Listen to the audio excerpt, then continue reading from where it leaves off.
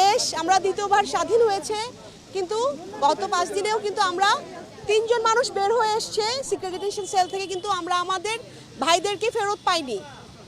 আমরা জানতে চাই আমাদের ভাইদের কি হয়েছে।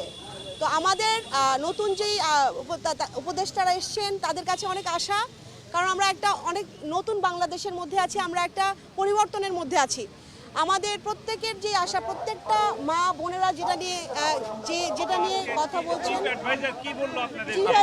আমাদের 3টা দাবি ছিল, 3টা কথা ছিল, যেন যারা এই অপরাধ করেছে জিয়াউল হাসানের মতো তাদেরকে অ্যারেস্ট করা হোক 24 আওয়ার্সের মধ্যে, তাদেরকে জিজ্ঞাসাবাদ করে গুমের ঘটনাগুলোর সত্যটা আমাদের পরিবারের কাছে অফিসিয়ালি দেওয়া হোক, এবং প্রত্যেকটা আয়নাঘরের মতো যে গুম করা হয়েছে বন্দি তাদেরকে মুক্ত করে দেওয়া হোক, স্বজনদের কাছে যেন তাদেরকে ফিরিয়ে দেওয়া হয়, এবং প্রত্যেকটা কেসকে, প্রত্যেকটা ঘটনার যেন বিচারের আওতায় আনা হয়। এই 3টা আমাদের প্রধান দাবি ছিল। তিনি আমাদের কথা শুনেছেন এবং তিনি আমাদেরকে ইনশাআল্লাহ বলেছেন যে আশা রাখতে, এবং তিনি এই পদক্ষেপগুলো নিচ্ছেন।